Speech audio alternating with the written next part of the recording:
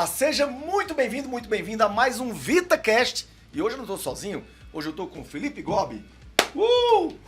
Felipe Gobi é nosso sócio, né? E é um cara que está aqui à frente de tudo, à frente da Vita Science. E veio aqui hoje especificamente para brilhantar esse encontro aqui e para, claro, também controlar algumas besteiras que eu falo. Ele tá aqui hoje. Olha a responsabilidade, hein? Olha a Tô animado, responsabilidade. projeto novo, vem coisa boa. Projeto novo, vida nova, empresa pulsando e com novos ares. Amém. E falar de novos ares, nosso convidado de hoje tem tudo a ver com ares. Porque se ele fosse um órgão do nosso corpo, sabe o que ele seria? Um nariz. Como assim? Como assim? Rapaz, o cara faz as mulheres terem os narizes maravilhosos. Não só as mulheres, mas homens também. E não só isso. É um dos poucos cirurgiões plásticos que ajeita o nariz e faz com que entre ar da melhor forma possível para que a performance cerebral melhore. Eita. E o cara usa sauna para poder melhorar também a saúde como um todo da pessoa. É professor de yoga, praticante de yoga, músico, multi-instrumentista. Que isso? Tem alguma coisa que ele não faz? É isso que a gente vai saber agora. E adora pizza com mel. Pizza com mel, nunca vi isso não. Com vocês, doutor Rodrigo Duprá. Ei, Duprá, Valeu, seja muito bem-vindo. muito rapaz. obrigado aí, obrigado pelo convite. É um prazerzaço estar aqui com vocês hoje. Eu quero dizer logo para o pessoal que esse é o novo padrão de elegância que a gente quer cobrar aqui nesse programa. Inclusive eu vou ter que mudar. Mas, cara, você tá bonito, viu? Descreve um pouquinho essa... Eu tô falando sério, não é tirando onda, não. Eu acho bonito, mas eu não sei me arrumar desse jeito. Eu falei assim, ó, o Dayan nunca vem para São Paulo. Quando ele vem para São Paulo, eu tenho que, né, me vestir bem, receber o Dayan assim, com categoria, com elegância. A categoria que é a elegância que vocês merecem. Mas a grande verdade é que eu acho que hoje, né, depois aqui do episódio, eu tenho um consultório. E eu acho que quando você se veste elegantemente é como se você estivesse honrando, né, a presença das pessoas que estão junto com você. Então, faz parte aí do nosso cuidado. E me fala essa história da pizza com mel. Pizza com mel. De onde vem esse na gosto? verdade, assim, a pizza é aquela pedra no sapato, né? Todo mundo tem a pedra no sapato. O que você tem que se controlar muito para que você não deixe seus instintos dominarem a sua mente racional. E uma das coisas que realmente podem ser a pedra no meu sapato é a pizza. E o lance da pizza com mel é o seguinte: a mistura do doce com salgado, ela é muito cruel para a mente, porque se você come só o doce, tem uma hora que satura. Se você come só o salgado, tem uma hora que você satura. Quando você mistura o doce com o salgado, é como se você quebrasse as barreiras do limite de o quanto você come. E aí, a pizza com mel, eu acho que talvez se você perguntasse qual é a comida ali do capiroto, né? Bater na tua porta, você vai comer. É a pizza com mel. Eu gosto muito de pizza e eu tenho uma alergia a longo prazo, né? Desde infância com leite de vaca, então é uma comida que eu não posso comer. Toda comida que você, né, é um pouco mais inflamado, faz mais alergia, você libera mais histamina e você tem uma sensação de bem-estar. Então, além da pizza ser gostosa, além, né, daquele cheiro, né, daquela experiência saborosa, eu ainda me sinto bem logo depois. E aí, obviamente, eu fico inflamado no dia seguinte, eu acordo, né, rinite. Você paga o preço. Né? Pago o preço, caro. Valeu a pena. Abre o olho e fala assim, nossa, valeu a pena, faria de novo. Eu não sei, a maioria das vezes, né, se eu tô de férias, assim, eu posso relaxar e curtir aquele marasmo da mente, eu falo, putz, até que valeu a pena. Mas se eu preciso produzir muito no dia seguinte de manhã, escrever, fazer um artigo ou ler muito, eu percebo que minha mente fica lenta, sabe? Ela fica caducando, assim, olho lacrimejando, aquela mistura do sistema parasimpático ativo com meio que um brain fog, uma confusão ali, você fica sem clareza, né? Você perde aquele tônus de... vamos imaginar que você precisa escrever alguma coisa em 3 linhas, você escreve em 8, né? Você não consegue ser sucinto. Então, quando eu estou inflamado, eu percebo que a minha produtividade mental cai muito. E a pizza me faz isso. É um dos alimentos que eu gosto muito, que ao mesmo tempo tira um pouco da minha performance. Ô, Duprá, você é um cara cheio de facetas, né? Como é que a gente... É um cara interessante, assim... Como é que você explica essa sua junção de uma figura high-tech, né, que trabalha com coisas sofisticadas? A sua clínica soube que é a coisa mais maravilhosa do mundo. Você está né? convidadíssimo. Aqui, ó, já comeram lá na sua clínica, na recepção. Diz que tem um chefe de cozinha assinando. Né? É porque assim, pobre quando vai nesses cantos sai falando, querendo comer tudo que tem lá. Tem coisa de graça. A gente come lá. Avisa pra todo mundo. Né? Avisa pra todo mundo. E ao mesmo tempo você procura esse lado mais calmo e mais simples da vida, como a yoga, como é é que você faz a junção disso tudo na tua prática diária para melhorar a vida das pessoas? Perfeito. Eu acredito muito, né? E é uma pergunta que tem muita gente que tem dificuldade de entender. Inclusive, eu vi essa pergunta ontem de uma paciente que foi lá no consultório. Eu operei a filha dela, né? Fiz a rinoplastia da filha dela. E ela estava perguntando, nossa, o que eu posso fazer no meu queixo? Falei, o teu queixo a gente pode preencher, melhorar um pouco essa harmonia da tua face. Ela falou assim, mas Duprá, é estranho, porque eu te sigo, você fala de coisas assim, de meditação, de coisas, né, tão zen, e de repente eu venho aqui e você me indica um preenchimento de queixo. Como é que funciona isso na tua mente? Mais ou menos a tua pergunta. A grande questão é, nós temos dois grandes mundos, né? Nós temos um mundo interno, que está limitado entre as nossas células, não está só limitado nas nossas células, se você considerar a consciência, mas nós temos um mundo interno, daquilo que nos pertence. E nós temos também o mundo externo, né, que é a nossa forma de se relacionar com o mundo, como a gente é impactado pelos estímulos do ambiente, pela socialização, pela sociedade. Então, eu costumo dizer que para você ser uma pessoa que busca a plenitude, para você chegar mais próximo de uma plenitude, ou até você ser uma pessoa mais completa, o ideal é que você se dedique para esses dois mundos. Né? Você olhe para dentro, se dedique para o mundo interno, e você também se dedique para esse mundo externo, onde a gente tem as nossas conexões sociais. Né? O ser humano é um ser altamente social. Então, essa mistura é justamente me dedicar para esses dois mundos. Olhar para dentro, quando você está com os olhos fechados, contemplando, quando você está na tua casa, quando você sente o teu core, né, o teu self, quando você sente a tua essência, você se conecta com aquela sua intimidade. Então, são práticas voltadas para você se conectar com a tua intimidade. E você cuidar do seu mundo externo é você cuidar, né, da sua aparência, é você cuidar de como as pessoas vão te ver, né? Muitas vezes, imagina aquela pessoa que já tem uma cara de bravo sem ser bravo, né? E ela vai passar uma mensagem que é uma pessoa ranzinza. Isso. Você não precisa necessariamente ter hoje essa cara, você pode usar a ciência também para passar uma mensagem agradável. Então, imagina, né, você ter... Eu opero algumas pessoas que só pelo nariz parece que a pessoa está sempre meio brava, sempre meio...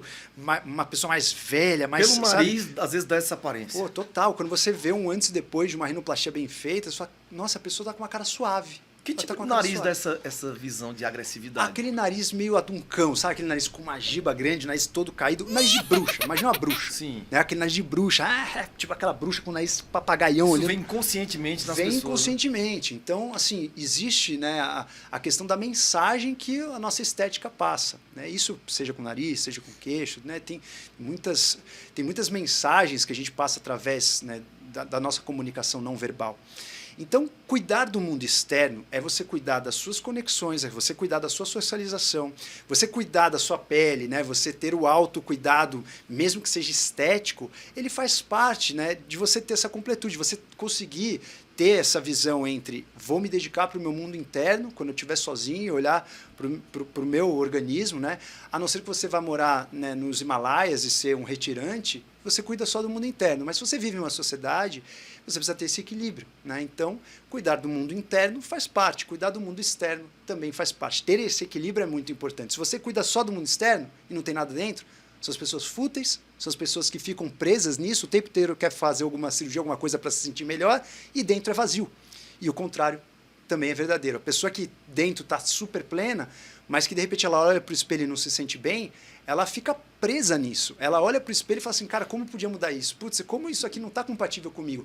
Então, é o que eu falo, você faz uma transformação externa, seja através de uma cirurgia, seja através do exercício físico, que é legal, né? Você olhar para um espelho de uma academia, você tá, pô, sem levar no ponto narcisista, mas levar no ponto do bem-estar. Você se sentir bem com o espelho, você se desprende do espelho. Já estou bem com o espelho, não preciso mais ficar olhando, entendeu? Já estou bem, estou me sentindo bem. Então você não passa o dia inteiro se olhando. Então é como se você pudesse se desprender dessa necessidade e aí você consegue ter melhor esse equilíbrio entre os dois mundos. Deixa eu fazer um adendo, Dayan. Você, por exemplo, pegando essa questão de olhar para dentro, né, de estar num ambiente que propicia isso, você foi morar num sítio. Moro num sítio. Né? E eu queria que você falasse um pouquinho sobre como que, até complementando o que ele falou, pô, olhar para dentro, um ambiente legal, uma casa bacana, né, talvez olhar para uma paisagem já causa essa calmaria. O que você sente morando no sítio? O que você foi buscar lá? Cara, eu fui buscar paz. A paz, né? A gente costuma dizer assim, que a paz ela é quando você não tem conflitos internos. Então, acho que valores, quando você tem valores conflitantes, você não tem paz. Então eu fui buscar paz. Hoje eu percebo isso claramente. O meu humor muda quando eu chego, quando eu abro a porta do meu sítio. O humor é como se eu tomasse um Rivotril. Então muita gente, né, muita gente não sente paz porque não está vivendo os seus próprios valores. Então você gosta de uma qualidade de vida, tempo para si mesmo, e vive trabalhando e ganhando muito dinheiro, isso nunca vai te dar paz. Porque você não está tendo tempo para você e isso é um valor para você. Então acho que é mais ou menos isso, né? Eu achei interessante o que o Duprá falou. É interessante, Duprá, porque tem muita gente o exemplo, que foca só na cirurgia plástica e vive fazendo plástica, preenchimento, isso aqui, e não consegue ver outras áreas da saúde, como a suplementação, como a nutrição. E já tem outro lado que também vê só essa parte, mas acha que plástica é besteira, né? Então, tem coisa que só o preenchimento vai dar, que não vai, suplemento nenhum vai fazer aquele bigodezão chinês, pelo menos até onde eu sei. Isso. Vai resolver, né? Eu acho que você consegue unir esses dois mundos na tua profissão, né? Perfeito. E até dentro, né, das pessoas que vão fazer cirurgia, se essa pessoa não está cuidando da alimentação, não cuida da dieta, ela vai inchar mais. Não vai ter o resultado, muitas vezes, que ela almeja. A cicatrização, o cirurgião, ele vai orientar as partes, mas quem vai cicatrizar, né, é a própria pessoa. Isso vale para o cirurgião, isso vale para o psiquiatra. O psiquiatra ele vai dar um guia ali. Quem vai cicatrizar é a própria pessoa. Então, se ela está inflamada, comendo um monte de besteira, retendo líquido, torando o pau no carboidrato, vai reter mais líquido, vai ficar uma esponja, aumenta a resposta ao estresse, libera cortisol, vai reter mais líquido. Então, a pessoa vai ter um pós-operatório muito pior. Então, nosso pós-operatório ele começa antes da cirurgia, onde a gente tem uma orientação nutricional, onde a gente faz uma dieta anti-inflamatória, onde eu entro até com fitoterápicos para que a gente desinflame aquele paciente, tire esse inchaço. Então, mais uma vez, você tem que cuidar de fora e de dentro. Se você estiver só em um mundo, você está aproveitando bem pouco o potencial que a gente tem hoje da ciência moderna. E você fala muito de performance cerebral, é interessante isso, né?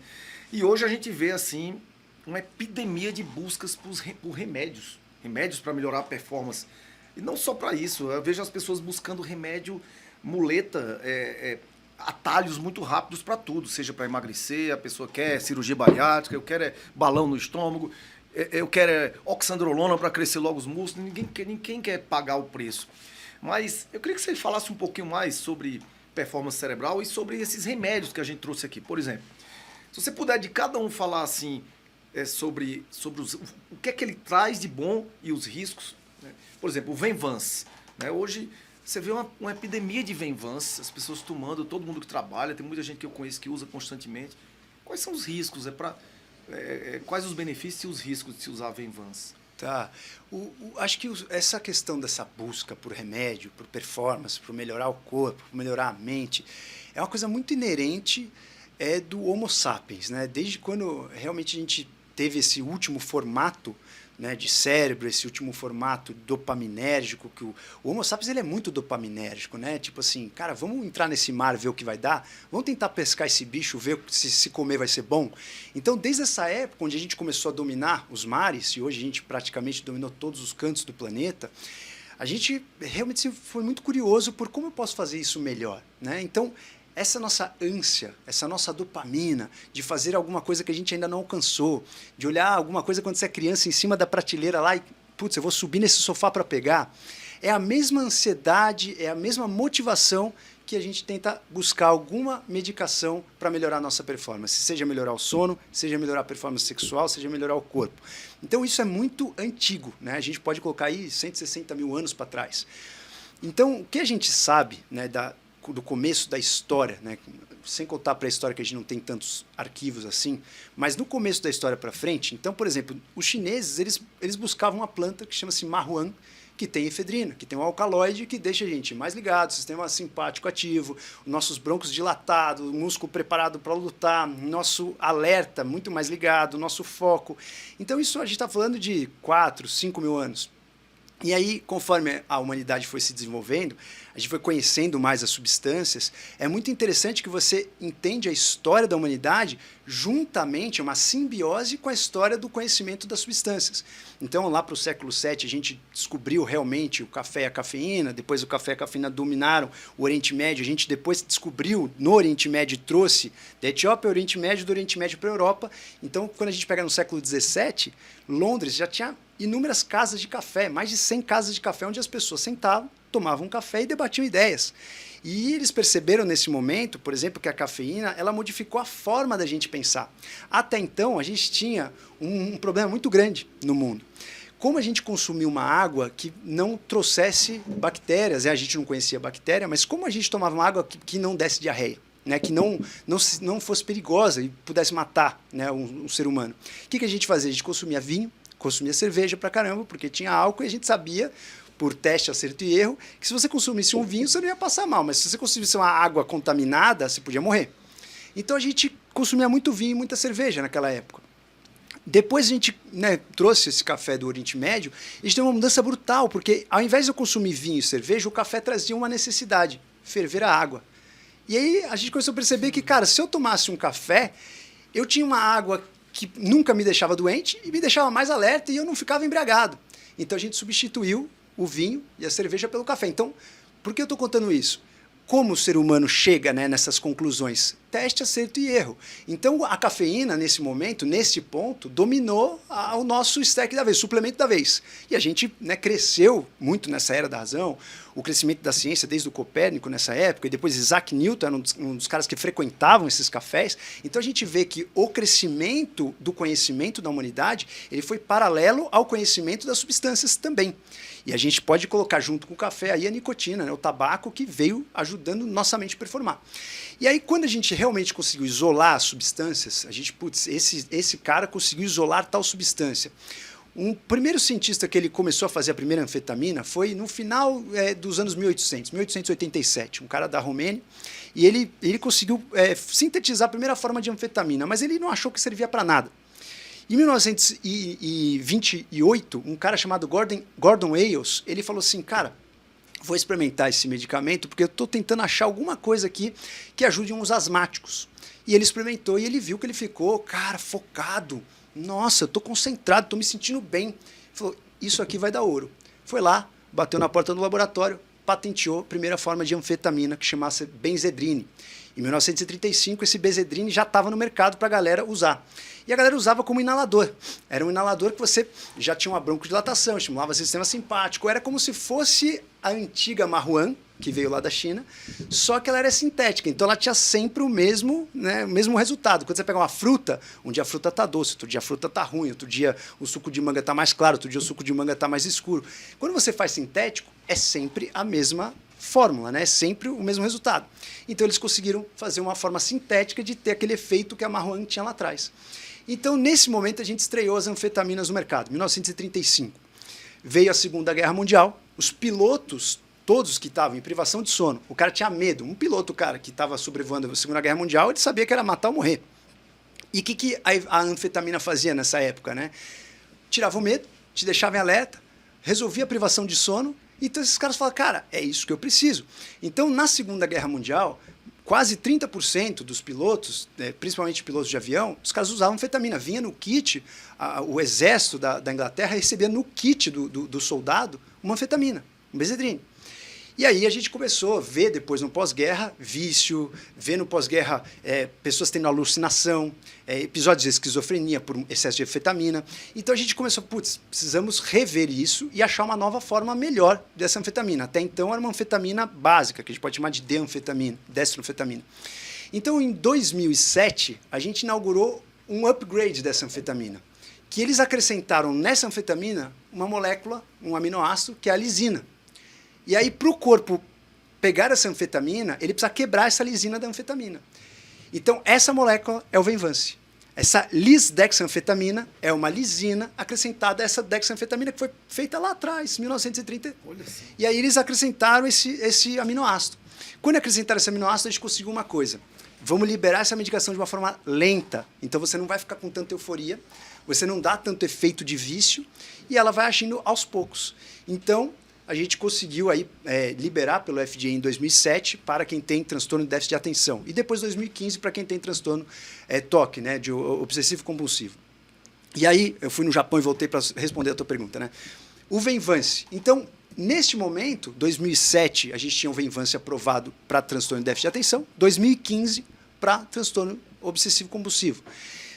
Ele é bom se realmente você tem um transtorno que a gente tem, né, no TDAH uma falta de uma dopamina, e essa substância ela dá uma dopamina para nós, ele vai ajudar muita gente a performar. Provavelmente, o Venvance e as anfetaminas contribuíram com muitas vidas prosperarem. Né? Muitas pessoas que não iam fazer negócio nenhum, não iam concluir nenhum projeto, conseguiram concluir projeto. Então, assim, seria uma hipocrisia eu virar aqui e falar, não, cara, o Venvance é um perigo, não pode usar. Então, assim, o Venvance ajudou muita gente. Mas o que aconteceu? Muitas pessoas usam sem necessidade, sem indicação, de uma maneira exagerada. Então, ao meu ver, né, mesmo as pessoas que têm déficit de atenção, você não precisa usar o Venvance todos os dias, que a pessoa não precisa estar com aquela atenção focada todos os dias. Nenhum ser humano tem atenção todos os dias, né? Qualquer pessoa normal que não tenha déficit de atenção, a nossa atenção flutua. Tem um dia que você está mais concentrado, tem um dia que você está de saco cheio, tem um dia que você não consegue ler uma página, tem um dia que você lê 120 páginas na sequência sem parar. Então, a gente não aceita essa oscilação mais da nossa performance, e isso faz com que a facilidade de você ir na prateleira, comprar o remédio, tomar um comprimido e achar que aquilo vai simplesmente ser um hacking da sua performance é muito perigosa. Então, ao mesmo tempo que o ser humano é brilhante e faz soluções maravilhosas, o próprio ser humano muitas vezes usa essa solução maravilhosa de uma maneira perigosa. Então, agora a gente está vendo um monte de pessoas viciadas em Venvance. E depois que você usa Venvance, né, eu atendo muitas pessoas ali para otimizar o processo mental. Quando você atende uma pessoa com Venvance e tenta tirar o Venvance e colocar outra coisa mais leve, a pessoa não quer. Porque, tipo, você dá um tiro de bazuca, você não quer mais pegar um 38 e ficar tentando acertar mosca com 38. Então, o Venvance é uma invenção magnífica, porém, a gente está usando de uma forma muito errado. E a gente, com certeza, vai pagar o preço por isso, com muito envelhecimento arterial, excesso de envelhecimento de pele. Você vê uma pessoa que usa, aí a gente, né, pode comparar com as anfetaminas, uma outra forma de anfetamina que é até um pouco mais intensa que o Venvance, que são as metanfetaminas, que é o próprio Venvance com mais um radical metil, que, né, quimicamente é uma mudança pequena, mas são as anfetaminas que é o êxtase, que as pessoas tomam na balada para, né, ter conexões e dançar a noite inteira. E o Venvance, que seria uma forma um pouco mais amena, mas a indústria vende como se fosse, não, o Venvance é tranquilo. Né? Isso com várias medicações. Né? Toda medicação nova, ela vem com uma melhoria do que a gente tinha na antiga. Só que, para a publicidade, ela vem como, né, a solução da vez e que não vai ter problema nenhum. Ela não é vendida assim, ó, tem uma melhoria, mas vocês ainda precisam tomar cuidado. Não, agora a gente descobriu uma forma que não tem erro. E o Venvance veio novamente como essa melhoria. Né? O Venvance, se eu não me engano, eu acho que a gente tem a quebra da patente em 2023. A gente tem a quebra da patente em 2023. Então, com isso, eu acho que a gente vai começar a ver mais trabalhos sobre os efeitos colaterais, porque sem a patente a gente tem mais estudos que tenham interesse em falar da parte ruim também. Eu tenho uma curiosidade até para saber de vocês dois. Hoje a VitaScience ela atua, nossa empresa ela atua muito na onda de erradicar. Nossa missão é erradicar doenças crônicas do Brasil. A gente sabe que a saúde do brasileiro ela vem só piorando ano a ano. E pelas pesquisas da Vigitel, né, que é uma pesquisa que o Ministério da Saúde faz por telefone com o brasileiro, e a cada ano isso é público, tá? Cada ano que você olha, o negócio está indo ladeira abaixo. Especialmente em caso de sobrepeso e obesidade, que é uma coisa que a gente ataca bastante. Você estava falando de medicamentos, eu vejo que as pessoas, até o nosso público, a pessoa que está assistindo a gente, muitas vezes tem a conta da farmácia pesada, é muito remédio, é muita coisa. Então a gente trabalha nessa contracorrente de vamos achar a causa do problema. A gente sabe que o remédio muitas vezes ele não atua na causa do problema, ele remedia um sintoma. Então as pessoas querem um alívio rápido, eles querem alguma coisa para poder resolver um problema de pressão, problema, enfim, qualquer problema que tem, glicemia, qualquer coisa desse tipo. E existe uma gama de remédio. Pro problema que você quiser, você vai encontrar uma gama de remédios para tomar e sua conta vai só aumentar. O que eu queria dizer é o seguinte, o que a gente percebe na prática é que muitos desses problemas, se não todos, que são tratados com remédios, são causados por maus hábitos. E aí você estava falando da questão da inflamação no início quando a gente começou o nosso papo sobre, poxa, eu como pizza, no dia seguinte eu sei das consequências, eu vou estar inflamado, vou estar com, né, o olho inchado. Na sua experiência, primeiro para você, do Pra, e depois para você, Dayan, na sua experiência, você conversa com muita gente, produz conteúdo, recebe muito feedback desse público, atende consultório, quais são os piores hábitos que você vê que as pessoas cometem, que você fala assim, puxa, se ela mudasse esse hábito, não precisaria disso? Quais são os piores hábitos que você vê e que dica você daria? E depois eu pergunto a mesma coisa pro Dayan. Na minha opinião, o pior hábito, que na verdade os piores hábitos são aqueles que você mais repete e mais faz. Então, na minha opinião, o pior hábito de Boa todos perspectiva. é alimentação, respiração e sono. Porque se você pensar, qual é a principal troca que você faz com o meio ambiente? Porque você piorar o teu funcionamento significa quebrar a sua homeostase, que é o seu equilíbrio, né? A homeostase é o equilíbrio que o nosso corpo busca desde o momento que ele nasceu. Toda vez que a gente, né, dá uma mudada na homeostase, o teu corpo vai gastar energia para ele voltar para esse equilíbrio. E esse equilíbrio é uma fuga que a gente tem de deixar o nosso corpo desordenado. Então a gente tem uma ordem, né, o funcionamento celular, funcionamento de tecidos, funcionamento de sistemas, tem uma ordem. Se você quebra essa ordem, você prejudica o equilíbrio. Tudo que você pode prejudicar esse equilíbrio, ele pode ser uma coisa maléfica que te gaste energia, que pode te custar alguma coisa que você não consiga resgatar, você não consegue voltar atrás. Então, assim, quais são as coisas que você mais faz que podem quebrar esse equilíbrio? Respiração é o principal, né? Você está trocando ar o tempo todo. Na alimentação, que você está colocando elétrons para dentro que não existiam, você está colocando moléculas que não existiam, então, na respiração. E no sono, que você faz a reparação desse sistema todo. Então, se eu pudesse enumerar os 3 pontos onde a gente está errando mais, com certeza é respirando mal, comendo mal e dormindo mal. E você, Dayan? Trazendo, eu trouxe 3, né, também, que eu vejo muito no meu dia a dia. Um estaria ligado à alimentação, comendo mal, mas eu fui mais específico em relação a...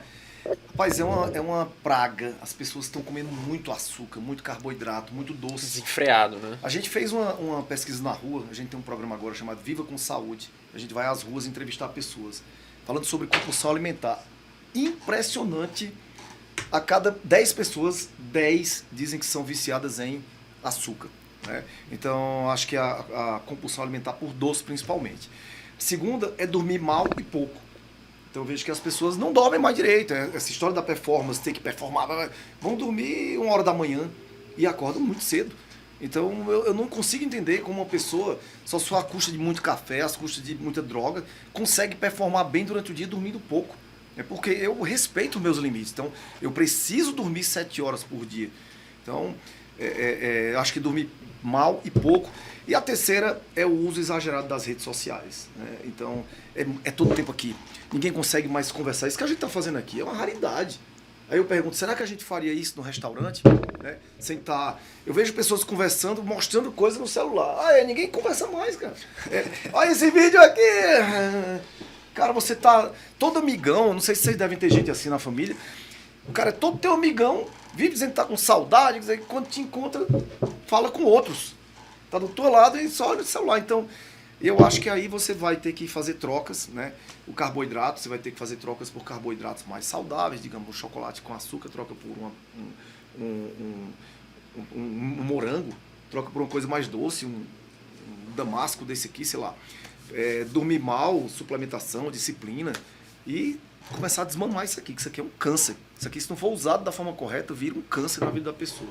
Não sei se o Duprá costuma receber pessoas com esses quadros querendo melhorar e tendo que tirar esse vício. Pô, total. É um vício, o celular é um vício muito novo, né?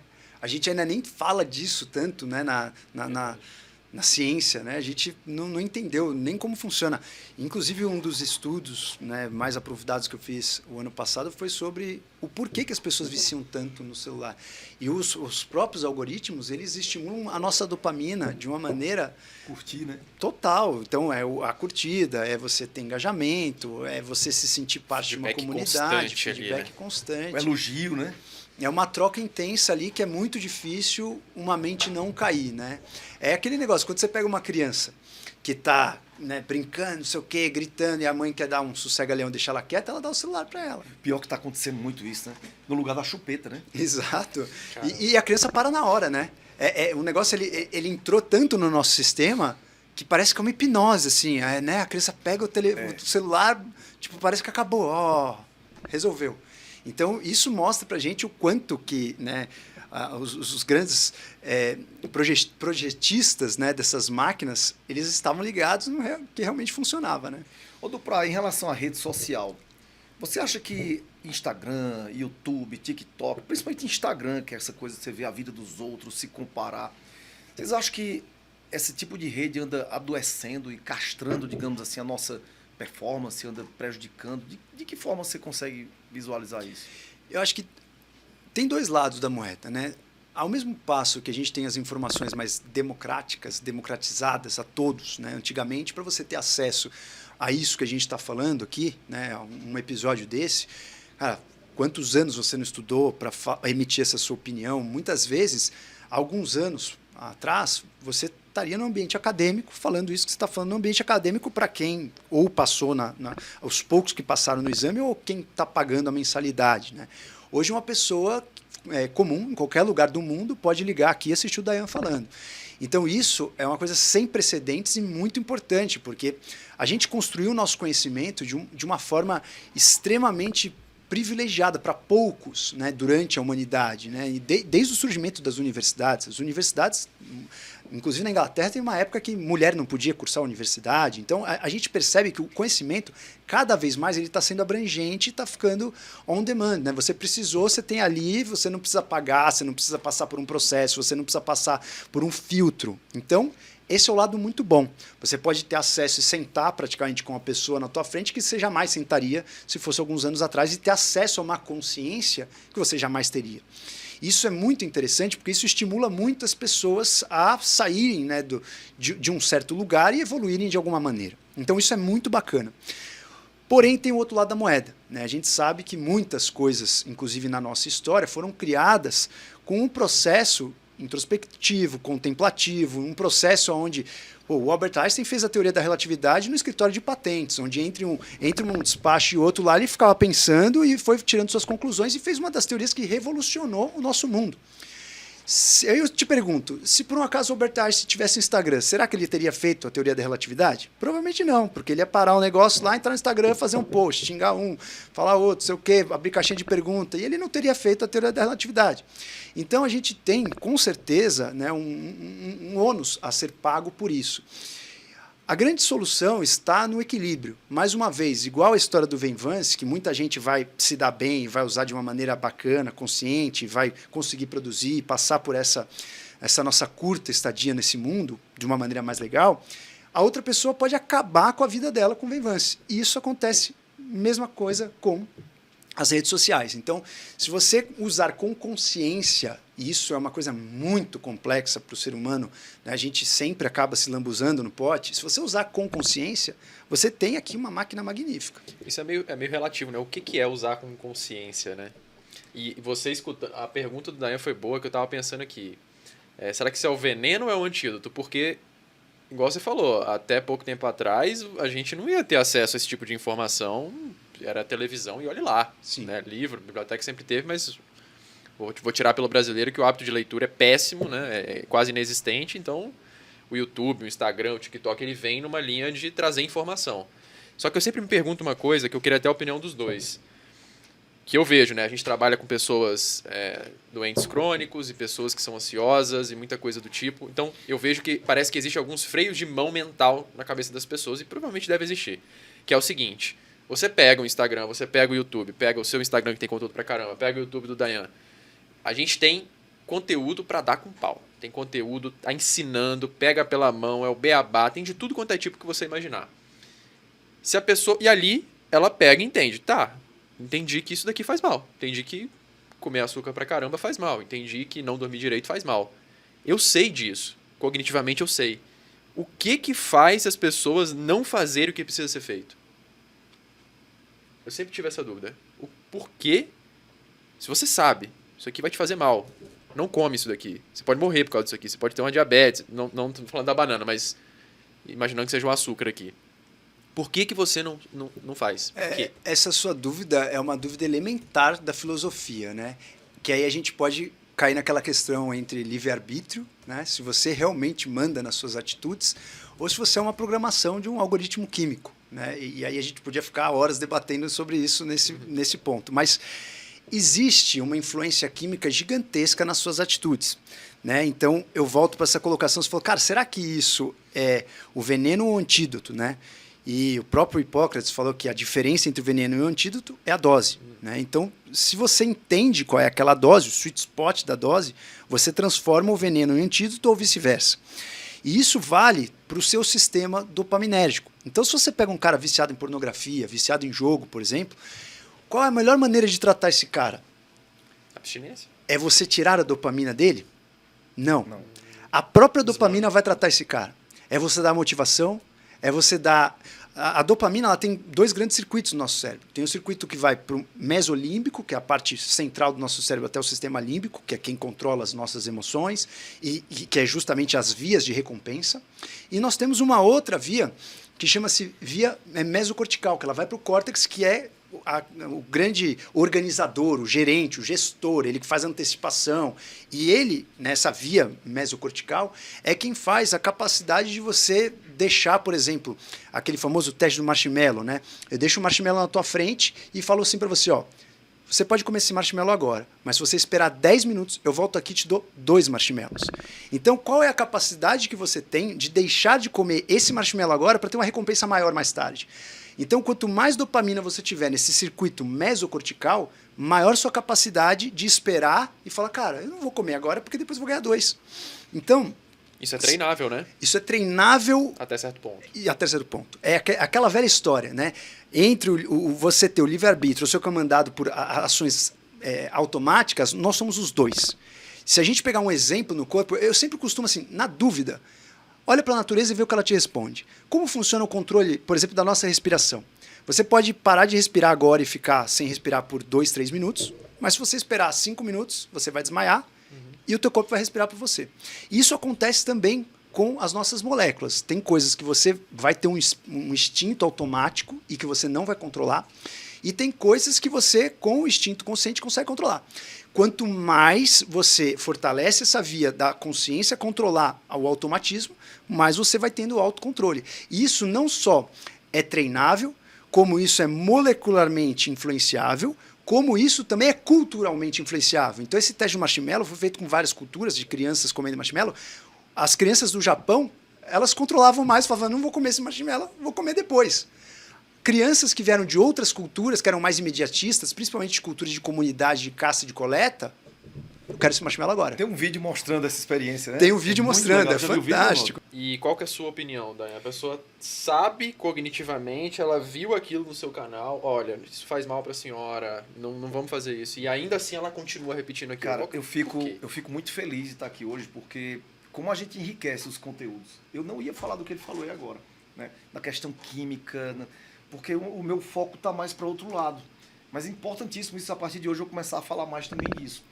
Mas eu vejo também a questão das crenças e questões emocionais, sabe? O cara, a gente pensa que manda no nosso corpo, mas o inconsciente manda em muita coisa, se não na maioria. Então, se sua mãe lhe colocava no colo quando você era criança, né? E te dava amor e carinho, e dava uma maçã dessa, né? Então você cria uma relação de amor, de conforto com a maçã. Só que o problema é que a mãe não Foi. Só que o problema é que a mãe não dava maçã para isso. Dava o quê? Um bombom, um docinho, um pastel. Então nós criamos esses vínculos de relação amorosa com o passado, né? Essa questão emocional. Se fosse maçã, tava bom, né? Se fosse a maçã, tava ótimo. Então, isso é até uma dica para quem tá em casa. Faça um aniversário do teu filho, sei lá, coloca vela. Faz isso não, gente. Faz aniversário do teu filho com um bolo de cenoura, com psyllium. Né? Com a selga, então, né? E é gostoso. O pior é que a gente tem receitas deliciosas, saborosas, e o povo, cara, a gente comeu tanta coisa gostosa no sítio agora esses dias, gravando. Lasanha de panqueca de psyllium. Panqueca de banana verde. Então vem coisa boa por aí, hein? Coisa boa, cara, coisa boa. Bom, e falando em coisa boa, nós temos o nosso quadro aqui, né, que é o Pode ou Não Pode.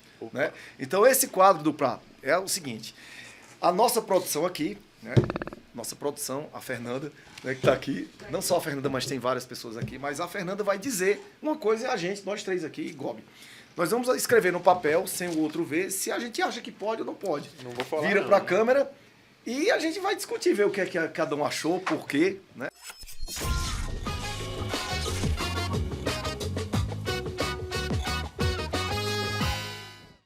E o tema que a gente escolheu foi a performance na hora H. Mas não é só a performance cerebral, não, é a performance também da chibata e também da mulher, né? Mulher também quer ter performance hoje em dia. Ninguém aguenta uma mulher molenga que chega na cama, parece uma boneca inflável, né? A gente quer performance, alta performance. Você tem muito essa procura no consultório, Duprá? Não tanto, mas assim, deve ter que as pessoas às vezes não se abrem para isso, né? E procuram o seu próprio jeitinho ali, né? Arrumando um jeito. Então vamos lá, Fernanda. Chibateia.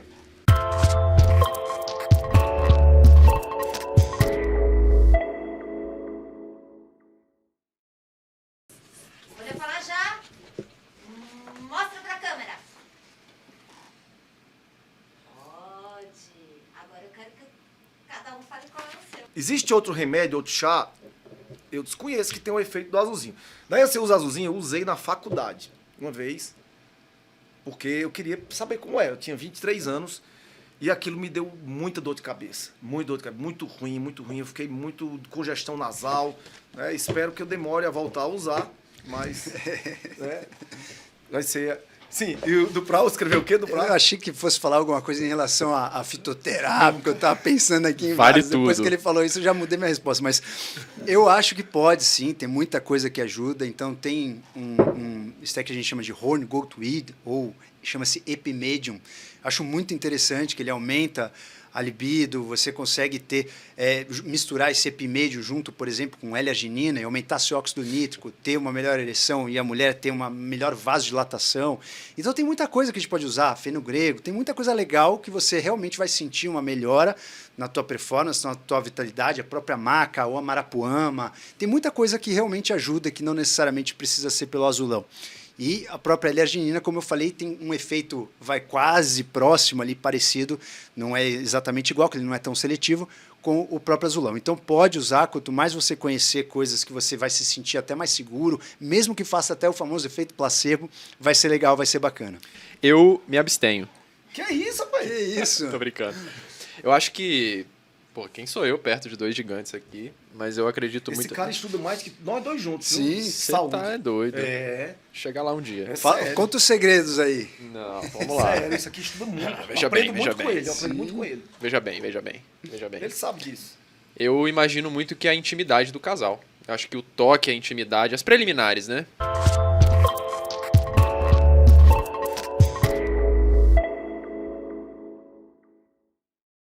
Dupra, a gente vê que você fala muito de café em relação a malefícios de tomar sempre e em grande quantidade. Eu vi o Tony Robbins falando sobre coisas nesse sentido também, eu acho que ele nem toma, inclusive. O que é que você acha do café?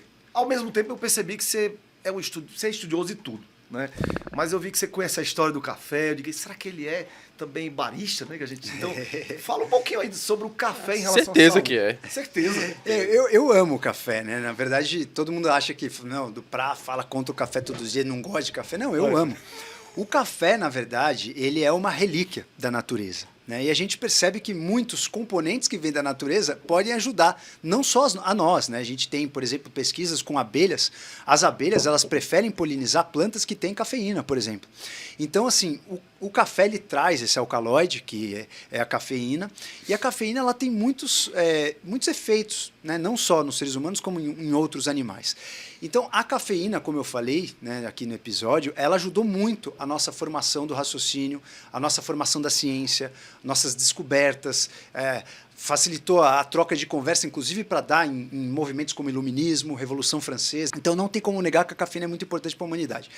A grande questão é, se você respeita a cafeína e considera que a cafeína é um super suplemento para nós, você tem que, né, entender como ela funciona e tirar o melhor potencial. E como tirar o melhor potencial? Se você usa cafeína ou café todos os dias, toda vez que você toma cafeína, vamos imaginar que você pega uma pessoa virgem de cafeína. Virgem de cafeína, assim, eu nunca tomo e faz, sei lá, um mês que eu não coloco uma gota de nada que tenha cafeína na minha boca. E você toma cafeína todos os dias. E a gente vai lá e toma a mesma dose de cafeína. A minha cafeína vai dar um boom de dopamina. E eu vou ficar motivado, criativo, vou pensar, vou executar, vou fazer coisas. Inclusive, se você está muito longe da cafeína e toma uma dose grande, você pode ter, inclusive, até alucinação. Se você toma todos os dias, o que vai acontecer? Você tem uma dopamina basal. Eu que não tomo todos os dias, tomo café, eu estou com a minha dopamina basal, a minha dopamina, quando eu tomo café, vai lá para cima. Você que toma todos os dias, você sem café, você acorda, a tua dopamina está mais baixa do que o basal. Quando você toma a tua cafeína, você joga lá no basal de novo, a sua dopamina no basal de novo. Então, o que acontece? Quando você toma cafeína todos os dias, você perde o brilhantismo que a cafeína tem na nossa mente. A cafeína é fantástico, só que se você usar cronicamente, os seus receptores de adenosina, que é justamente uma das ações da cafeína, eles ficam ocupados o tempo todo com a cafeína e você não tem um efeito bacana. Então, se você quer usufruir do melhor efeito, você quer ter mais raciocínio, mais dopamina, mais motivação, usa a cafeína de maneiras alternadas, faz on e off, on e off. E o legal da cafeína... Você fala por dia? Você pode fazer um off todo dia, melhor do que tomar todo dia, mas o ideal dos ideais é fazer dia sim, 2 não, e de tempos em tempos fazer um detox de 5 a 10 dias. O legal da cafeína é que ela vicia muito, mas ao mesmo tempo você corrige muito rápido o vício. De 5 a 7 dias você zera totalmente os receptores. Tão rápido assim. É muito rápido, então é legal que Tem você... alguma substância que ajuda a limpar? Tem, na verdade, não só substância. Por exemplo, se você fizer sauna, né, você tomou cafeína num dia. Porque o que acontece? Vários efeitos. A gente citou aqui o efeito da dopamina, mas tem outros efeitos da cafeína e principalmente efeitos do café. Né? São efeitos, né, você pode falar, vamos estudar aqui só efeito da cafeína, que aí tem tudo, tem mate, tem no café, tem no energético, tem no matcha, ou você pode estudar os efeitos do café. O café, ele para algumas pessoas, ele pode ser inflamatório. Então, do mesmo jeito que a gente percebe que comidas desencadeiam inflamação, o café ele vem dos grãos. E ele pode ser irritativo, ele irrita a mucosa, ele pode ser irritativo para quem tem gastrite, esofagite. Então, você tem os efeitos do café, que é uma outra conversa. Mas, por exemplo, se a gente foca na cafeína, uma coisa muito crucial, que inclusive você falou dos 3 pilares da pessoa ter bem-estar, um deles é o sono, a cafeína ela pode ter uma meia-vida de 6 até 12 horas em algumas pessoas, depende do metabolismo, depende da conte, como ela vai metabolizar a cafeína CYP1A2, como ela vai realmente quebrar e metabolizar essa cafeína. Tem pessoas que metabolizam rápido, em 6 horas. Se essa pessoa metaboliza meia-vida de 6 horas, ela tomou o café meio-dia, significa que depois de 6 horas, meio-dia, 6 mais 2, 18. Então, às 18 horas, ela está com metade da dose. Então, se ela tomou 100 miligramas, às 18 horas ela está com 50 miligramas na cabeça ainda. Quando ela for dormir, ela vai estar com 20 miligramas na cabeça. Então, é quando ela deveria estar preparando o corpo para desligar, é como se ela estivesse tomando 20 miligramas de cafeína antes de dormir. Eu vou pôr meu pijama aqui, 20 miligramas de cafeína. Isso no café que ela tomou meio-dia. Isso se ela metaboliza rápido. Se for um metabolizador lento, pior ainda, porque ela vai dormir com 50 miligramas na cabeça. Então, cada copo de café aí vai ter, 100, 120, alguns 140, outros 80 miligramas, depende do café, depende de como você prepara. Ou seja, se você tomar um café meio-dia, inevitavelmente, quando você estiver entrando embaixo do seu lençol, você vai estar colocando uma dose de cafeína no teu cérebro. Então, se você toma todos os dias, você começa a aumentar a sua latência do sono, diminuir a sua... O que eu percebo no meu sono especificamente, eu diminuo muito o meu sono REM, que é um dos sonos principais para a gente ter limpeza do lixo metabólico, para a gente sonhar, para a gente desligar o sistema de adrenalina no cérebro. Então, se você diminui a quantidade de sono REM, cara, no dia seguinte, o que acontece? Você acorda exausto. Você acorda exausto, o que você vai fazer? Mandar mais cafeína. Então você entra nesse ciclo crônico e deixa de aproveitar o melhor da cafeína. Né? Você deixa de aproveitar o brilhantismo e paga o preço. Né? E tem vários outros preços que aí a gente podia prolongar aqui. Mas eu sou um amante da cafeína e do café. Porém, é aquela famosa frase aí de usar com consciência. Ô, Dupra, e aquelas pessoas que relatam que tomam café e dormem com café? Assim, é como se fosse uma espécie de sonífero. Você dorme, você pode algumas dormir. pessoas assim, né? Existem muitas. E você consegue dormir, principalmente se ela for inflamatória, né? Se a fonte do teu café for inflamatória, que é muito diferente você tomar um café que venha do matcha e você tomar um café que venha do café, uma cafeína que venha do café. Porque cada planta tem um composto aí de uma combinação de compostos, né? Então, o matcha, por exemplo, que é o chá verde, ele tem ali epigalocatequina, L-tianina junto com a cafeína. Isso tudo vai dar uma alquimia que a ativação vai ser diferente do que o café, que tem ácido clorogênico, que tem a própria cafeína, que tem outras xantinas. Então, é como se fosse cada um como se fosse um compostão. Você não está tomando a cafeína pura. Então, muitas pessoas que tomam café à noite e dormem, algumas pessoas tomam café logo depois que comeram, então bate aquele marasmo, aquele parasimpático antes de você ir para a cama, você acabou de comer, se dá aquela baqueada, toma um café e você acha que você dorme depois do café. Mas não, você dormiu depois da comida. Só que você conseguiu dormir. Isso é uma coisa muito importante para a gente diferenciar. O fato de você fechar os olhos e dormir não significa que você está fazendo uma arquitetura do sono. O sono, o estado do sono, ele é um estado de consciência, assim como um estado de vigília. E não significa só você fechar o olho, não lembrar de nada, perder o seu senso de self e acordar no dia seguinte. Existe uma arquitetura. Durante o seu sono, existem processos que estão acontecendo. Se você toma um Rivotril, se você toma uma cafeína, né? Se você toma algum estimulante, a arquitetura do teu sono muda. Então, processos que eram para ter sido feitos, eles não vão ser feitos. Então, se você toma um benzodiazepínico, você diminui o sono REM. No sono REM, é uma relíquia da natureza, que é um dos únicos momentos que o nosso cérebro não está enxurrado com noradrenalina. É um dos únicos momentos que o nosso cérebro desliga a noradrenalina. Por quê? Porque justamente o nome REM vem do Rapid Eye Movement, que você mexe só os olhos, mas o corpo desliga. Então, nesse momento, você tem uma atonia, justamente para que você sonhe, para que você tenha processos cognitivos sem virar sonâmbulo. Sem você levantar, você pode pensar que você está fugindo de algum assassino, sem você levantar e sair correndo na cidade onde você mora.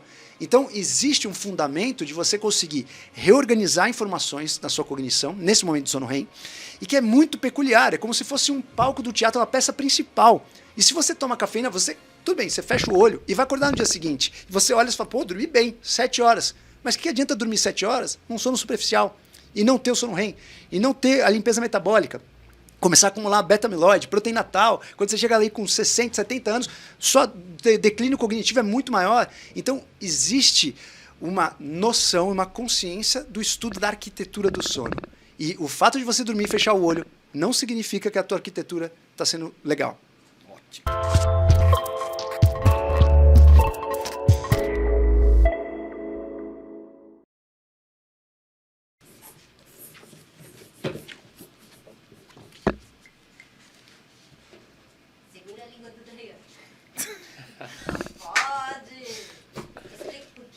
Eu logo?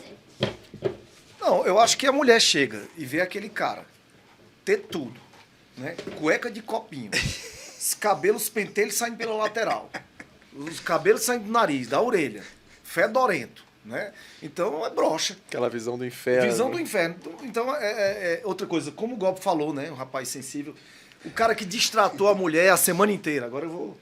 Distratou a mulher a semana inteira, não fez um elogio, não a trata como uma lady, né? Não abre a porta do carro para ela entrar, não, sei lá, não dá carinho, compreensão, amor. Então, trata mal. Não tem Viagra que resolva. Não tem Viagra que resolva, meu amigo. Vai procurar o jardineiro depois. Problema de muro baixo. Muro baixo. Você, Dubra, acha que ela... Concordo, eu acho que pode sim, e tem muitas mulheres que tem, né? A gente tem algumas estatísticas aí que até 40%, 50% das mulheres têm alguma disfunção sexual. Dentro dessas disfunções, a gente pode colocar 40%, 50%.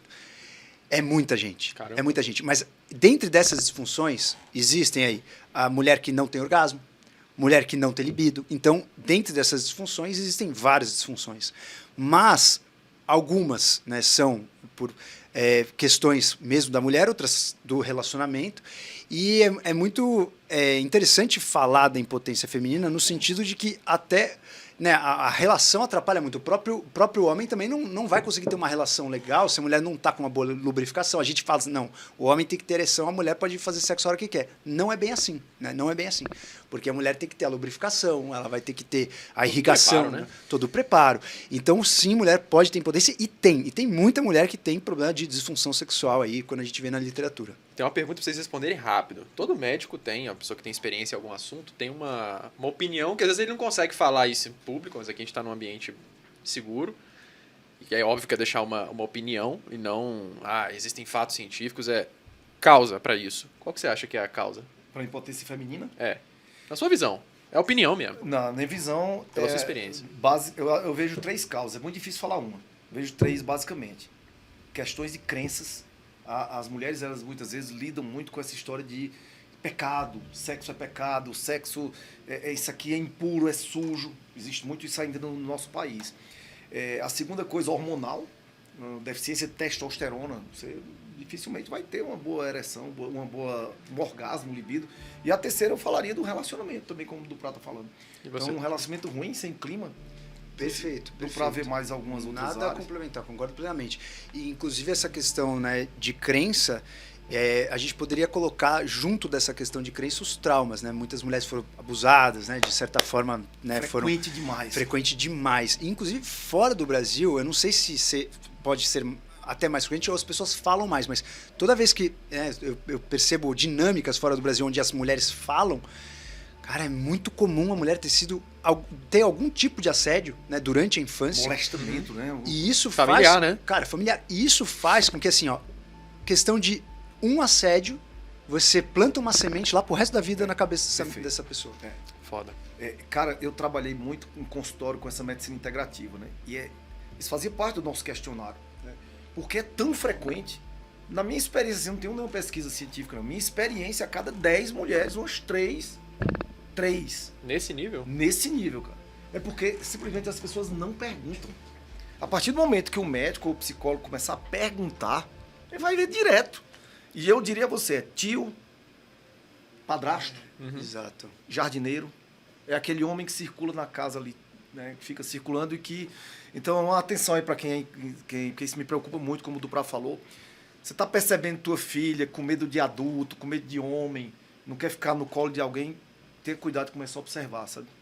Ô, Duprá, falando de mulher, você trabalha provavelmente com muitas mulheres que procuram uma questão estética, mas esse universo feminino, a gente percebe as mulheres, às vezes, sem tempo para cuidarem de si mesmas, né? Elas têm aquela coisa de mulher multitarefa, cuida de marido, cuida de filho, cuida dela, mas elas, a verdade é que estão cada vez mais adoecidas e com problemas emocionais, elas têm um maior índice de frequência de doenças emocionais. O que você acha que seria a solução para uma mulher conseguir gerenciar isso e cuidar melhor da vida? Eu acho que vale, né, essa mulher entender, talvez, a prioridade do momento, né? Acho que a grande questão, obstáculo assim para a mente feminina, é ela entender, né, como eu vou trabalhar, como eu vou me destacar na minha profissão, ao mesmo tempo como eu vou ser mãe. Então, assim, são muitas responsabilidades que são dadas, jogadas ao mesmo tempo, e que se não tiver um certo senso de organização, em termos de prioridades do momento, realmente você fica com uma ansiedade muito grande, né? Então, uma mulher que quer ser mãe e está se dedicando à carreira, eu vejo isso muito no mundo acadêmico, né? Mulheres que estão ali fazendo cirurgia geral e tentando angariar a carreira, elas deixando a maternidade de lado, isso é aquela pedra no sapato, aquela coisa que incomoda, ela, putz, quando eu vou ter filho? Então, eu acho que uma das coisas interessantes para essas mulheres conseguirem ter uma boa sanidade e equilíbrio mental é tentar, na medida do possível, organizar um pouco a prioridade do momento. Então, eu estava me dedicando totalmente a ser uma acadêmica, a me destacar, etc. Putz, de repente fiquei grávida. Ai, cara, por exemplo, eu vejo algumas minhas pacientes assim, nossa, a paciente ficou grávida, ela teve filho, antes mesmo de parar a amamentação, ela já quer ir lá fazer o botox, fazer preenchimento. Cara, não é prioridade agora, entendeu? Você tá com a sobrancelha bonita, você tá com um preenchimento no rosto, não é prioridade. Então, acho que o entendimento e a aceitação da prioridade faz com que você não fique se cobrando o tempo todo. Então, não é prioridade dessa mulher estar, né, a todo vapor ali, pensando na estética. Pensa na estética, no limite, que você não prejudique a prioridade da vez, que é você ser uma boa mãe, é você amamentar, é você dar atenção pro teu filho. A prioridade da pessoa que está lá no mundo acadêmico não é ficar pensando o dia que for mãe, não. A prioridade, então, agora é essa, o dia que você estiver, né, pensando em ser mãe, ou o dia que ficar gestante, e você se dedica. Então, dividir em termos de prioridades do momento, e essa prioridade é puramente dinâmica, é uma coisa que dá um afago na cabeça e você tem um certo senso de organização para não ficar se cobrando. Então, acho que a organização, inclusive participar, né, fazer com que o marido participe dessa organização, é uma coisa que dá apoio, a pessoa se sente, né, parte ali de um projeto, então o marido sabe, o ano que vem, vamos ter filho? Vamos, mas eu não vou contribuir com as contas da casa, vou me dedicar. Então o marido tem que entrar junto, tem que fazer um planejamento. Então isso faz com que a mulher tire essa necessidade de atirar para todos os lados ao mesmo tempo. Vocês estão ouvindo o SOS? SOS é o seguinte, Duprá, a gente geralmente tem uma emergência aqui. Chega uma emergência, chega uma paciente aqui num quadro de emergência e é para você atender, tá bom? Opa. Bom, chegou uma senhora aqui agora, Duprá, uma senhora que tem seus 50 anos, ela tá com excesso de peso, ela tá com hipertensão, ela tá com diabetes, né? Ela tá com a autoestima lá embaixo e sem conseguir dormir direito e acordando cansada todo dia, né? Isso é uma situação de emergência, ela está sofrendo muito com isso. E agora a gente vai te dar uma caixinha de ferramentas médicas. Opa. Claro que é só teórica. Mas eu queria que você tirasse dessa caixinha aí alguma coisa para ajudar essa mulher de forma imediata. Tá. E uma segunda medicação é um termo metafórico, mas um segundo remédio que ela pudesse usar depois em casa para aliviar os sintomas de forma crônica. E um terceiro remédio para ela prevenir que ela sinta desse jeito de novo. Tá. Quais seriam esses 3 remédios que você daria para ela? Show. Então, ela, assim como, né, muitas pessoas que vivem hoje, tá praticamente aí numa síndrome metabólica, tá? Isso faz com que ela vai se sentir cansada e não vai conseguir dormir porque ela não está conseguindo produzir a própria energia. Independente do que ela coma, ela está com resistência à insulina, então o nosso maior combustível, ela não consegue tirar a energia do nosso maior combustível, que são os carboidratos, ela não consegue produzir ATP, que as mitocôndrias estão prejudicadas, e isso vai fazer com que ela se sinta mais cansada, não consiga dormir bem, não consiga relaxar. Então é um ciclo vicioso, precisa quebrar esse ciclo vicioso. Então uma das coisas mais baratas e mais imediatas que ela pode fazer chama-se jejum intermitente. Então ela pode entrar e começar a fazer... Primeira coisa que eu tiro da caixinha aqui, ó, jejum intermitente, que ela não vai ter que desembolsar. Ela, obviamente, seria interessante que ela fizesse isso, né, muito orientada por médico, porque se ela estiver tomando hipoglicemiante, insulina, ela pode ter uma hipoglicemia, então precisa tomar um pouco de cuidado. De preferência, se ela tiver capacidade de ir dosando a glicemia enquanto ela começa os primeiros dias de jejum intermitente, é bacana, ou ela ser orientada por algum médico mais no tete-a-tete, né, mais intimamente. Então, seria interessante ela praticar o jejum intermitente. Isso vai ajudar ela a diminuir a hemoglobina glicada, né, que é a hemoglobina ali que está junto com a glicose. Isso faz com que a gente perceba um pouco ali da resistência à insulina, diminui um pouco a insulina. A gente tem alguns artigos, infelizmente não muitos, mostrando o que o jejum intermitente pode fazer para as pessoas que têm resistência à insulina. Mas é a primeira coisa que ia ajudar muito ela a se sentir melhor, mitocôndria funcionar melhor, ela está menos inflamada, dormir melhor e inclusive ajustar o ritmo dela com o ritmo da natureza. Porque no jejum intermitente ela pode fazer uma janela alimentar que ela sinaliza para o corpo a hora de estar ativa e sinaliza para o corpo a hora que vai dormir. Então o jejum intermitente entra como uma quebra nessa barreira aí desses paradigmas. Segundo medicamento que eu vou tirar aí é para resolver no curto, médio prazo.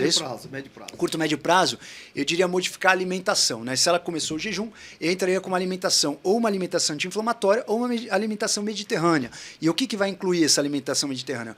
Uma alimentação não tão rica em processados, né? Você tira os processados e você coloca aí alguns alimentos interessantes que vão contribuir para a anti-inflamação, que é colocar um azeite, uma gordura monoinsaturada. É você colocar, por exemplo, aqui no Brasil a gente tem muito acessível o cacau, que é bem bacana ela usar o cacau.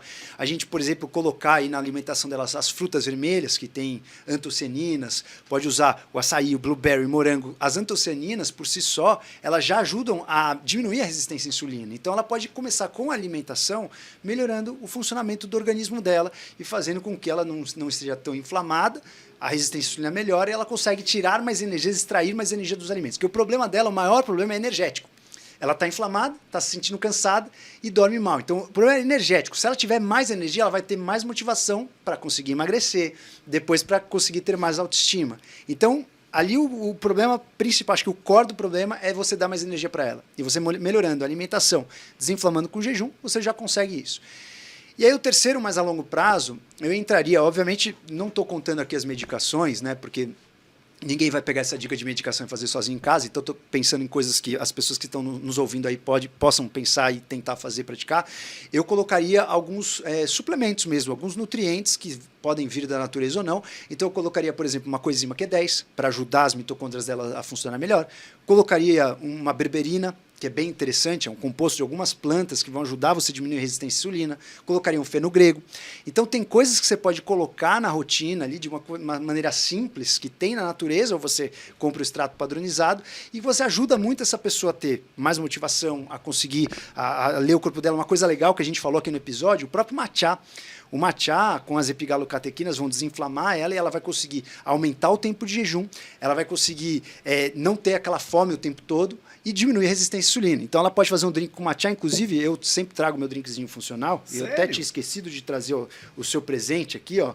Eu ando com essas garrafinhas para cima e para baixo, que elas me ajudam a manter, né, o meu jejum a longo prazo sem ficar sofrendo. Então eu não coloco carboidrato para dentro, posso fazer um jejum, um drink, ó, essa garrafinha de presente para você. Sério, aqui, rapaz? para você Olha fazer só. o seu drinkzinho funcional. Olha aí. Então ela, por exemplo, que está com diabetes e não tem experiência com jejum, ela não está fazendo jejum, ela pode trazer numa garrafinha dessa um matcha batido com um pouquinho de leite de coco, batido com um pouquinho de, se ela, né, gostar de suplemento, um triglicerídeo de cadeia média, e ela vai ter o aporte de uma alimentação mais gordurosa, vai ter saciedade, não vai colocar carboidrato para dentro, o corpo dela vai aprender a quebrar gordura e ela vai conseguir estender um pouco mais o jejum.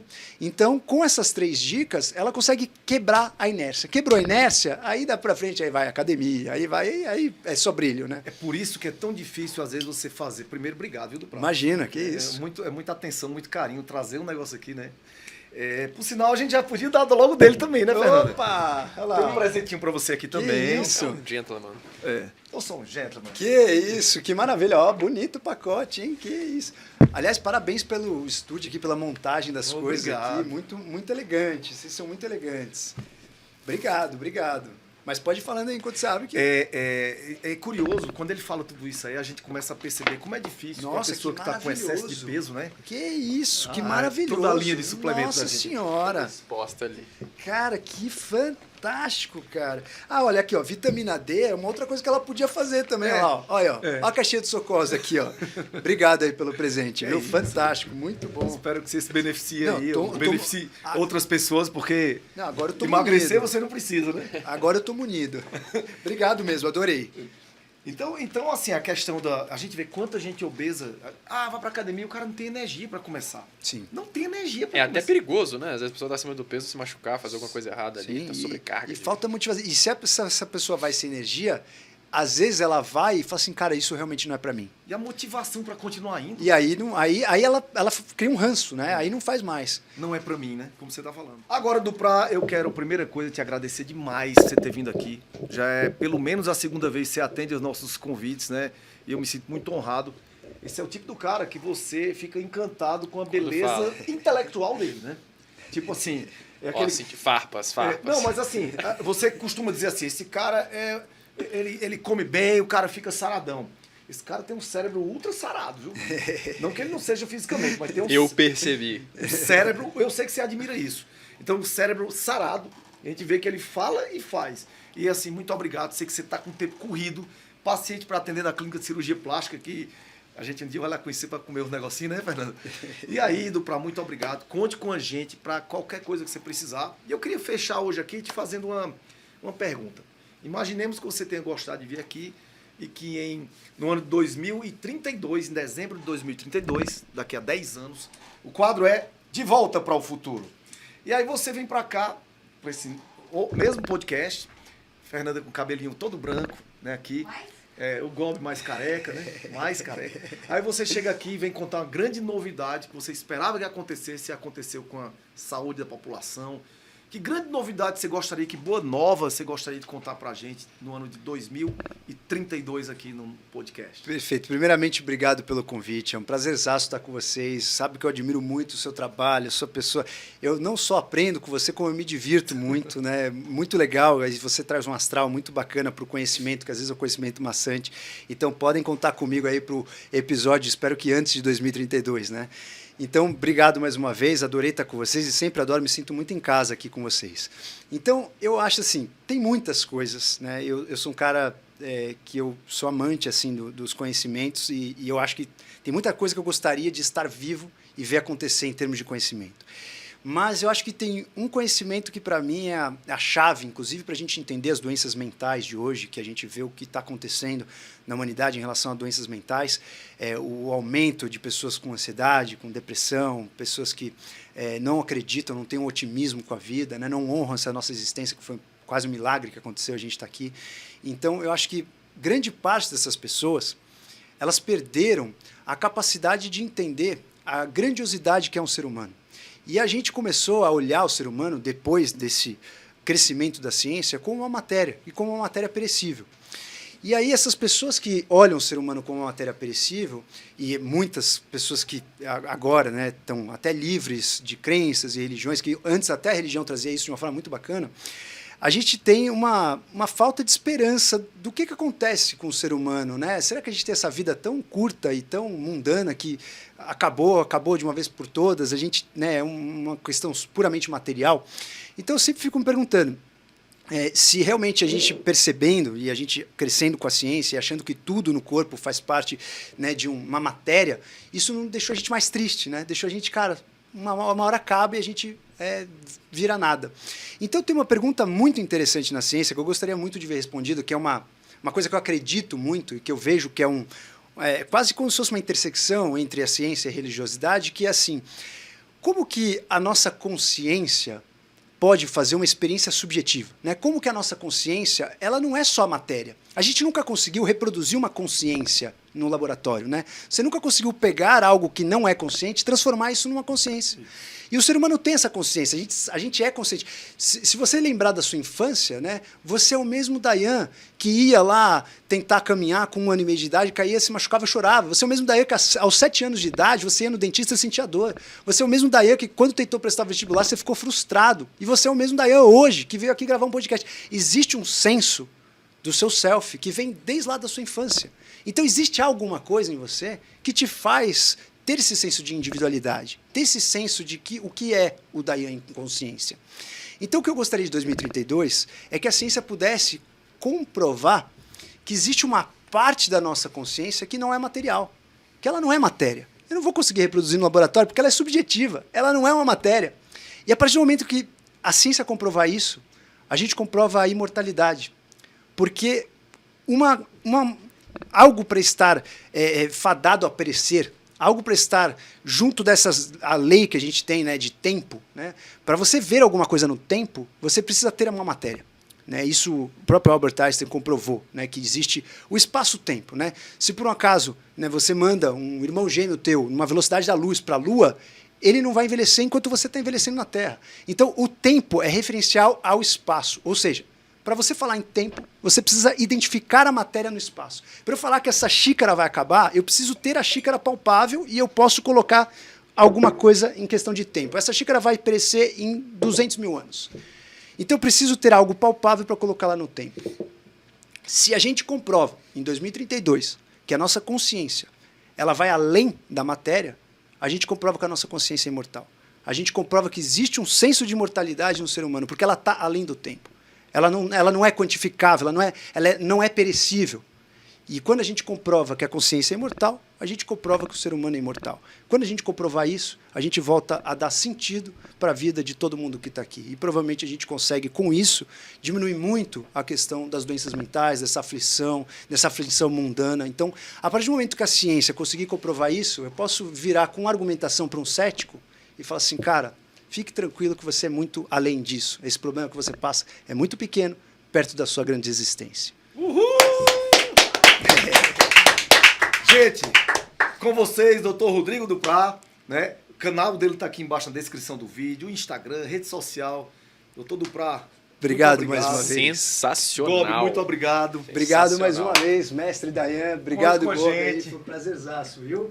Ó, sempre quando vocês quiserem, por favor, cara. Eu sentaria pra tomar um suco de cranberry com ele, Olha, pra escutar essas histórias. Eu queria escutar... Eu sabia que tu ia gostar. Ó, cara. pra acabar em alta astral, 30 segundos, uma história engraçada da sua vida médica e depois o Dayan conta uma também. Ah, eu tenho muitas histórias engraçadas, né? Olha, uma pra gente dar risada. Eu acho que, assim, a medicina ensina muito a gente a entender o ser humano, né? A medicina ensina muito a gente a ver lados que a gente... Cara, você está num plantão ali no pronto-socorro. Eu acho que dentro de um plantão médico são, acho que as histórias mais cabulosas, né? Porque você está ali com o ser humano nu e cru, né? Ele não dosa as atitudes, não dosa as medidas, nada. Então, acho que uma das histórias mais engraçadas que eu tenho a gente atendia lá na Santa Casa, no pronto-socorro da Santa Casa São Paulo, e a sala da psiquiatria era do lado da nossa, né? E eu me lembro que no início da passagem de plantão, assim, tinha um cara esperando o atendimento da psiquiatria. E aí ele começou a reclamar, né, pra mim, falou, pô, quando eu vou ser atendido, só que eu era cirurgião, cara, tava esperando os pacientes lá para suturar, facada, baleado, não dava para ficar dando atenção para esse doente da psiquiatria. Eu falei, calma, já vai chegar. Aí ele perguntou, a 4ª vez que ele perguntou, eu falei, cara, já falei que não é comigo, é com o psiquiatra, cara, não tenho nada a ver com isso, por favor, espera, você tá atrapalhando aqui, todo mundo sendo atendido e tal. Beleza. Aí, do meio do plantão, esse cara sumiu, né? Eu falei, caramba, cadê o cara que tava esperando a psiquiatria? Aí falou, não, ele está no quarto, ele teve uma agitação, ele teve que ser contido na maca. Aí eu falei, bom, vou entrar lá para ver se está tudo bem, né? A hora que eu fui abrir a porta do quarto, sabe aquelas lâmpadas de bastão gigantesca, aquela lâmpada fluorescente? Cara, a hora que eu abri a porta, voou uma lâmpada daquela, eu fechei a lâmpada e explodiu na parede. Eu, caramba! E o cara tava bravo comigo, porque eu que tinha dado uma bronca nele. Meu, esse cara, o cara era um 3x3, assim, cara, 3x4. Ele abriu a porta, saiu correndo, cara, atrás de mim, queria me matar no pronto-socorro, saí correndo. E não tinha segurança, né? Não tem segurança no pronto-socorro, era o porteiro. Aí o porteiro, falei, saí correndo pro porteiro, ajuda. Aí, ao invés de me ajudar, ele correu comigo. Então ficou os dois caras correndo no corredor do hospital, o cara atrás com lâmpada bastão, eu vou te matar, tal, não sei o quê. Caralho. Bom, a lição que ficou, né? Cara, nunca menospreze um paciente que está em surto psicótico, né? Então, foi uma história engraçada. Escapou, viu? Nossa, eu escapei de uma, porque... E troque as lâmpadas do hospital. Troque as lâmpadas. Bota LED, velho. Exatamente. Colocaram o cara lá com a lâmpada. E não tinha nada no quarto para ele pegar. A única coisa que tinha era a lâmpada. Então, enfim, foi um aprendizado, assim, o quanto realmente, né, a mente humana pode fazer acontecer numa viagem que o cara tá ali. Ele estava em outro mundo, provavelmente. Né? Caraca. No meu caso, não foi tão glamurosa assim, mas também não foi glamurosa dele, não. Mas a minha foi no interior do Ceará, médico recém-formado, né? E aquela apreensão, você recém-formado fica esperando que alguém te chame em casa, né? Lá no interior do Ceará, não era no hospital, o plantão dava na minha casa e o pessoal ia me chamar. Então dava, quando foi tipo meio-dia, eu descansando do sono do almoço, a gente chama de sono da meio-dia, né? Descansando aqui, aí escutei, médico, lá fora. Eu, rapaz, médico? Por que estão me chamando de médico? Por que me chamam de doutor? Aí saí lá, né? Via ninguém. Me deitava e se repetiu umas 3 vezes. Me levantava, olhava, uma alma, o que é que tá acontecendo aqui? Na 4ª vez, cara, eu cheguei lá fora. Eu vi médico, aí quando eu vi, era um bode. Não era médico, era assim. Sensacional. E eu impressionado, de tanto preocupado que iam me chamar. Você ouvia o fiquei médico. ouvindo, pelo amor de Deus. Isso é estresse puro, Mas cara. você atendeu o bode? Tava tudo eu bem? olhei o bode, não. Voltei pro quarto, minha mulher tava no quarto, que ela também era médica comigo. André, é um bode. Eu não acredito não, né? Tu tá saindo pra... Olha o Era nível assim. do estresse que o ser humano chega, né, cara? Depois dessa a gente encerra. Depois dessa a gente encerra esse podcast. Doutor Duprá, Obrigado, muito mais obrigado. uma vez, mais viu? uma vez. Obrigado de novo. Ó, vocês estão Valeu. convidados para ir lá na Laprá, né? Fazer um Fazer um ritualzinho. pouquinho, fazer um sauna e banho frio. Quero ver vocês lá Vamos nesse sim. protocolinho, Vamos sim. sério mesmo. Tremi tá? só de pensar.